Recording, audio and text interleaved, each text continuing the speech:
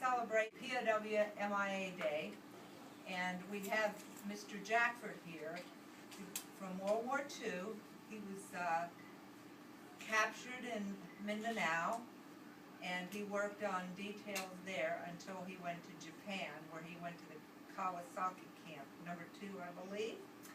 And he's here to, we have a presentation that he's put together about some of the injustices of being a POW.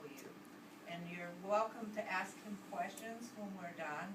And we have put out this, the things on the tables are things that we have received since July of this year. So there are our recent additions if you want to take a look at some of our new stuff. So at this time, I'd like to say the Pledge of Allegiance. There's a flag here and there's a flag back there, so that you have no excuse for not finding a flag. I pledge allegiance to the flag of the United States of America and to the republic for which it stands, one nation, under God, indivisible, with liberty and justice for all. Now we go on. Okay, Mr. Jackfert, it's an honor to have you here today. Thank you.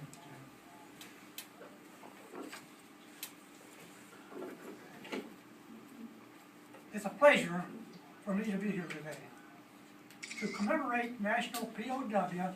MIA Day. Many Americans across the United States pause to remember the sacrifices of those who were prisoners of war, as well as those who are missing in action, and their families. National P.O.W. MIA Recognition Day is not a federal holiday in the United States, but it is a national observance. Currently, there are 73,681 missing in action from World War II, 7,947 from the Korean War, and 1,666 from the Vietnam War. We are gathered here today to remember those who served our nation as heroes on a day that isn't noted on calendars, but this is remembered in the hearts of thousands of Americans. There are those who served our nation as prisoners of war and MIAs. We commemorate these distinguished heroes by remembering the sacrifices made by these brave Americans, including the survivors and deceased. As a nation and its people, a special debt of respect and gratitude must be made to those who were captured and yet maintain their faith in our nation and our ability to rescue them back to freedom. It is only by looking into the eyes of a former prisoner of war and hearing his story of capture and internment can one understand the full depth of commitment these veterans have toward freedom and protecting our nation. They endured the unendurable by believing in all Americans. Therefore, our nation must, to repay this great debt, believe in them. Those in prison in time of war must not be forgotten.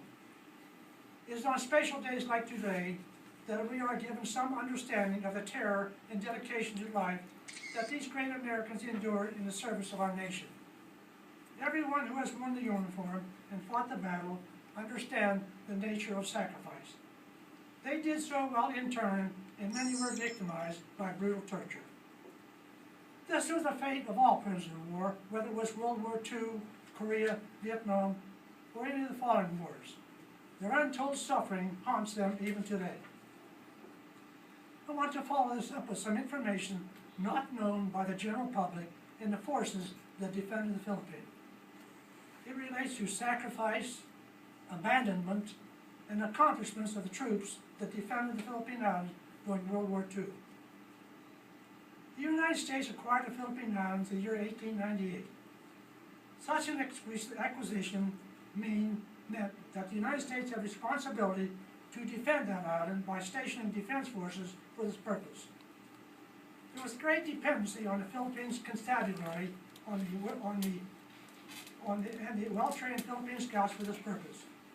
When threats in the Far East brought forth, which resulted from the expansion of the Japanese Empire, the American Defense Forces increased from a little over 10,000 to 19,407 troops.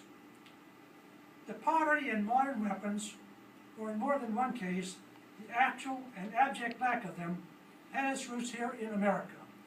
And for that situation, the people of our nation must hold themselves accountable. Too often, we were willing to elect legislatures who were accustomed to binding our nation by its limits of their own constituencies and pinch pennies at the expense of our national security. In the last analysis, it was such economy that reached their consummation of Bataan, Corregidor, and other areas of the Philippines, thereby leaving the Philippines totally unprepared for a war with Japan. At least as early as October 8, 1940, remember this date, this is a year before war broke out, President Roosevelt, in a conversation with Admiral Richardson, remarked, even if the Japanese attacked the Philippines, he doubted that the United States would go to war. In April of 1941, the basic war plan for the War Plan Orange for the Philippines was prepared by the Defense Department, did not envision reinforcement or relief of the Philippine garrison. With a small army committed to continental defense and a general agreement that if the United States went to war with Japan, it would adopt a defeat Germany first strategy. The United States reluctantly concluded that the Philippines must be sacrificed if the Japanese attacked. They must be sacrificed if the Japanese attacked.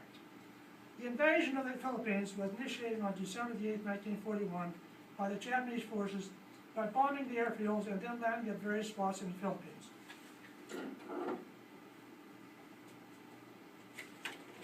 I'm going to show you a map here of the Philippines and where the Japanese landed. They landed up here initially, they landed here like that, and down here at Davao. Well, actually, this is where I ended up, right here, in this area right here. I was in the Air Corps, but they had bombed all the Air Corps plane, destroyed everything. So they sent us to Mindanao. They were going to put a airfield here in Mindanao and Del Monte Air Force. And instead of putting me in the Air Corps, they gave me a rifle, infield rifle, and said, you're now in the infantry, and sent me down here to Davao where the Japanese had landed. And we were only about 40 kilometers from the Japanese. There was only 250 of us. I don't know what we would have done as the Japanese came up through there. We were guarding a river there, a crossing where the Sierra Highway went through there. Now, American and Philippine troops dispatched to the North Landings could not contain, this we're talking about up here at the north where I showed you, could not contain the Japanese forces. So General MacArthur initiated War Plan Orange on December the 24th, 1941. That's Christmas Eve.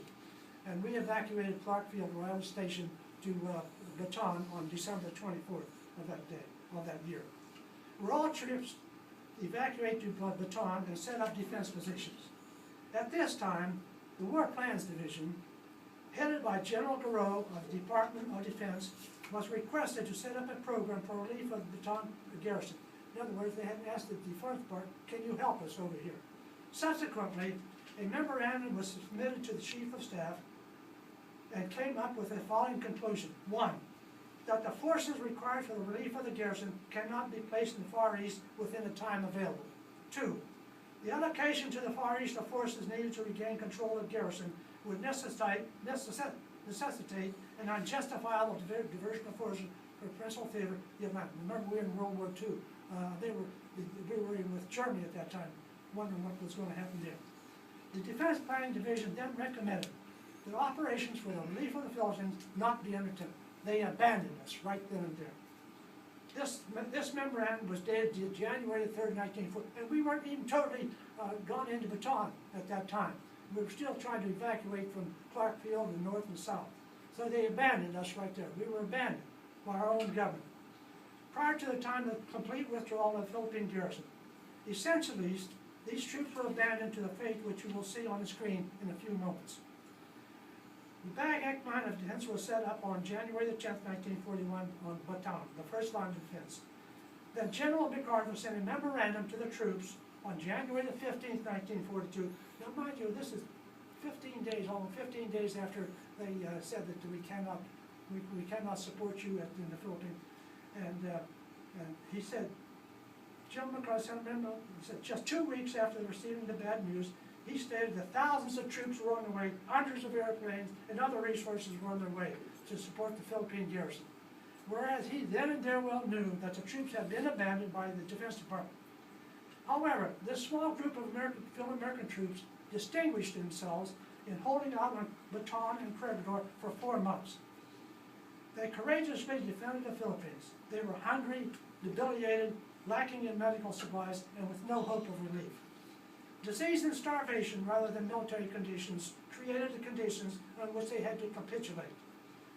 This stand gave the United States sufficient time to send troops to Australia, which prevented the invasion of that continent.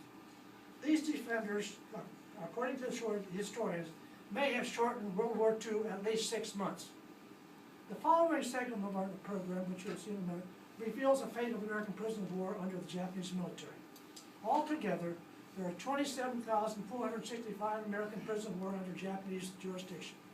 11,107 Americans died from various causes during the 11,107 Americans died in prisoner of war camps because of mistreatment by the Japanese, which are disclosed in the following documentary you're about to view. The Far Eastern Tribal Tribunal on War Crime Statistics show that 5,700 Japanese nationals were investigated for war crimes.